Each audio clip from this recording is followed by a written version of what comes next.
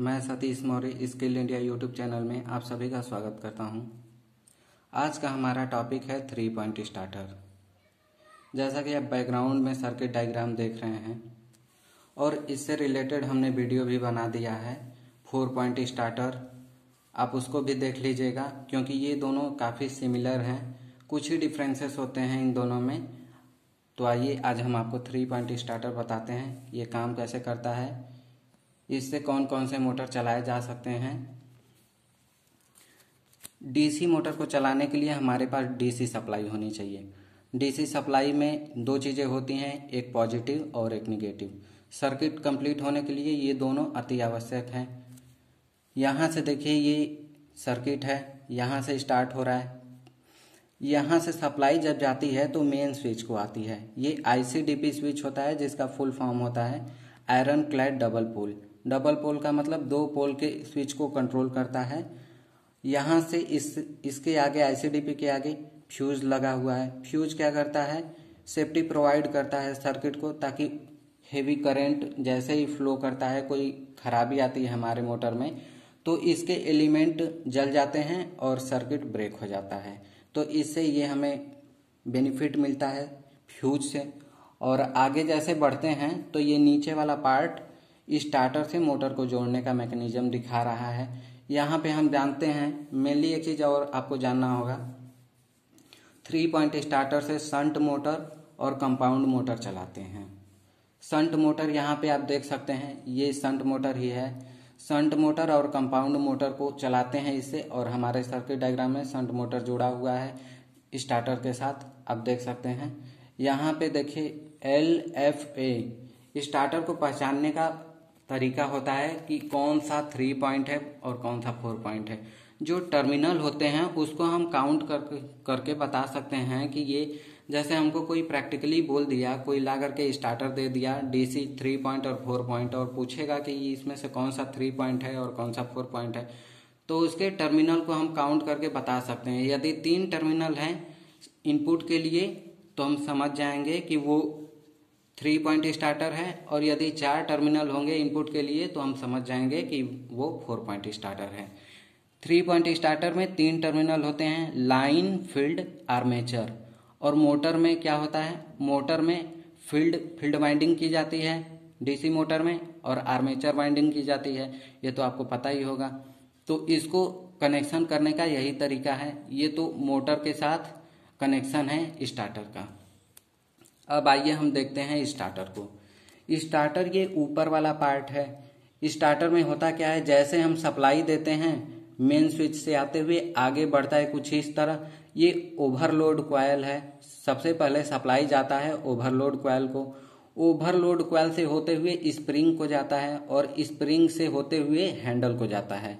Handle सबसे पहले initial position में होता है, इसे स्टड बोलते हैं, जो कि एक स्क्रू का हेड होता है, माइका शीट पे फिक्स किया जाता है, और उसके पीछे रेजिस्टेंस वायर लगे होते हैं। ये सब अलग अलग रेजिस्टेंस वायर सीरीज में जुड़े हुए होते हैं ताकि मोटर को स्मूथली स्टार्ट किया जा सके। स्टार्ट कंडीशन में हम देखते हैं, स्टार्ट कंडीशन में यदि मोटर होता है तो स्टड नंबर 1 पे होता है इसका हैंडल, और ये ऑफ होता है, इसमें कोई कनेक्शन नहीं होता है, क्योंकि यदि मोटर को हमको ऑफ करना है तो ये इसी पोजीशन में रखते हैं इसको, यहाँ पे कोई सप्लाई नहीं होती है, ये ऑफ होता है।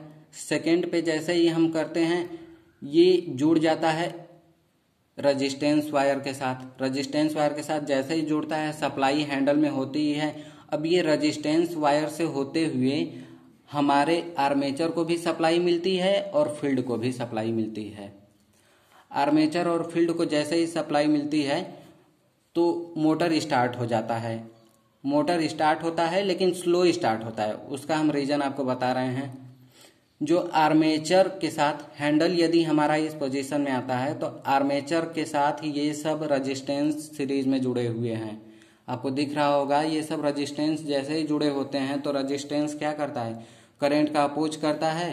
तो स्टार्टिंग में जो करंट आता है आर्मेचर के लिए वो बहुत ही कम होता है, और फील्ड के केस में क्या होता है, यहाँ सप्लाई है तो तो यहाँ फील्ड के साथ कोई भी रजिस्टेंस नहीं जुड़ा हुआ होता है, तो फील्ड को डायरेक्ट सप्लाई मिलती है। और डीसी मोटर में हम पढ़े हैं कि स्पीड के साथ रिलेशन होता है। जैसे जैसे स्पीड बढ़ती है मोटर की, वैसे वैसे फील्ड का कम होता है, मैग्नेटिक फील्ड स्ट्रेंथ कम होता है फील्ड का, मोटर के फील्ड का। और जैसे जैसे मोटर की स्पीड बढ़ती जाती है, रजिस्टेंस वायर की संख्या कम होती जाती है आर्मेचर के साथ, वैसे वैसे हैंडल के साथ बढ़ता जाता है डिस्टेंस फील्ड का, और फील्ड के साथ रजिस्टेंस बढ़ता जाता है। और फील्ड के साथ जैसे ही रजिस्टेंस बढ़ता है, फील्ड का करंट कम होने लगता है।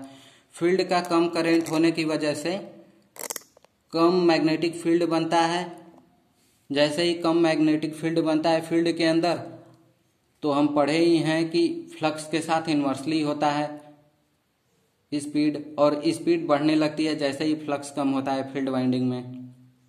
ये तो हो गया यहाँ तक कि कैसे कैसे काम करती है और क्या क्या चीज़ें होती हैं। ये रेजिस्टेंस वायर है, ये स्टड है, हैंडल है। एनवीसी क्या होता है?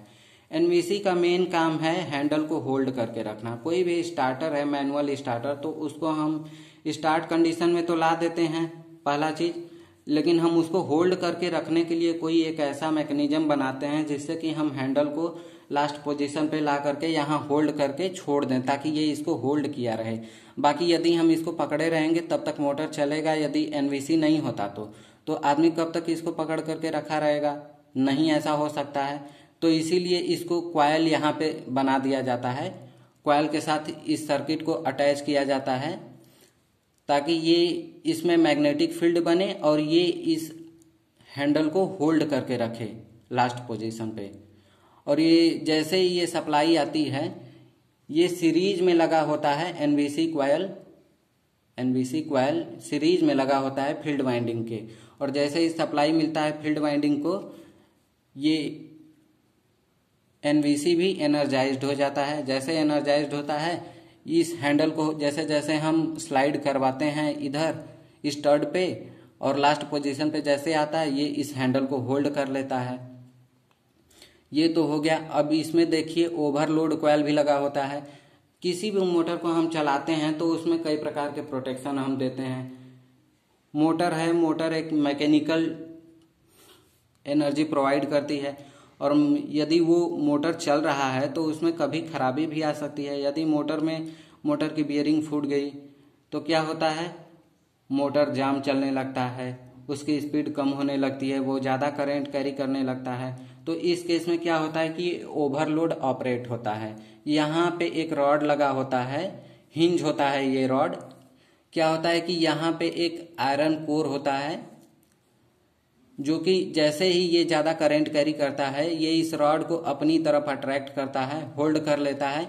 और ये जो एनवीसी के साथ लगा हुआ, ये देख रहे हैं, एनवीसी के साथ दो वायर आकर के यहाँ इसके साथ लगे होते हैं, जो कि ये जैसे ही ये ओवरलोड होता है, ये दोनों आपस में शॉर्ट हो जाते हैं।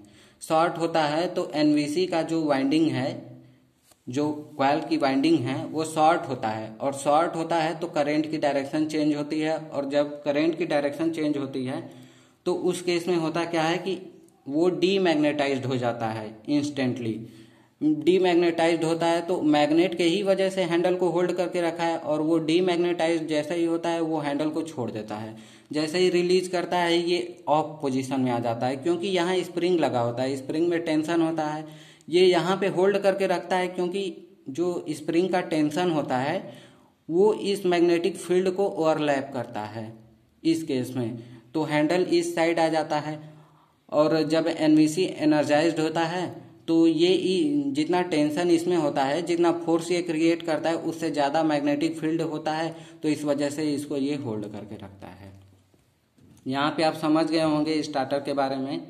एनवीसी कॉइल को एनवीसी नो बोल्ट कॉइल बोलते हैं। नो बोल्ट कॉइल बोलने का रीजन एक ही है कि इसको जब तक हम सप्लाई देते हैं तब तक ये काम करता है, बाकी जब हम सप्लाई से इसको अलग करते हैं तो ये डीमैग्नेटाइज्ड हो जाता है और ये हैंडल को रिलीज कर देता है, इसीलिए इसका नाम एनवीसी है।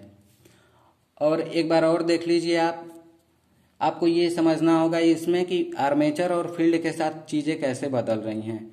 आर्मेचर के साथ स्टार्टिंग में रेजिस्टेंस बढ़ जाता है तो करंट कम हो जाता है, फील्ड में फुल करंट जाता है जिससे मोटर स्लो स्पीड से स्टार्ट होती है और जैसे ही मोटर 70 to 75% अपना रेटेड स्पीड कवर करती है, हाँ, हम अपना हैंडल को सबसे पहली बात धीरे धीरे आगे बढ़ाया जाता है, एक ही बार में नहीं बढ़ाया जाता है, ताकि मोटर की स्पीड बढ़ती रहे।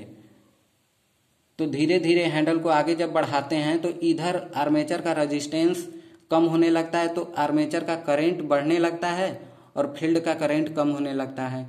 तो यही दोनों कॉन्सेप्ट हैं मोटर को तेज और स्लो चलाने के लिए। और बाकी आप समझ गए होंगे कि स्टार्टर में 4 पॉइंट स्टार्टर हमने आपको ऑलरेडी पढ़ा रखा है, तो केवल एनवीसी का ही चेंजेस होता है। एनवीसी क्या होता है कि 4 पॉइंट में फील्ड के साथ पैरेलल में जुड़ा होता है, जबकि 3 पॉइंट स्टार्टर में सीरीज में जुड़ा होता है फील्ड के साथ। यदि हमारा वीडियो आपको पसंद आया हो तो आप वीडियो को लाइक कर दीजिएगा, चैनल को सब्सक्राइब कर दीजिएगा और बेल आइकन दबा दीजिएगा, ताकि यदि हमारा कोई नया वीडियो अपलोड हो तो आपके पास सबसे पहले नोटिफिकेशन पहुँचे। बाकी वीडियो को लास्ट तक देखने के लिए धन्यवाद।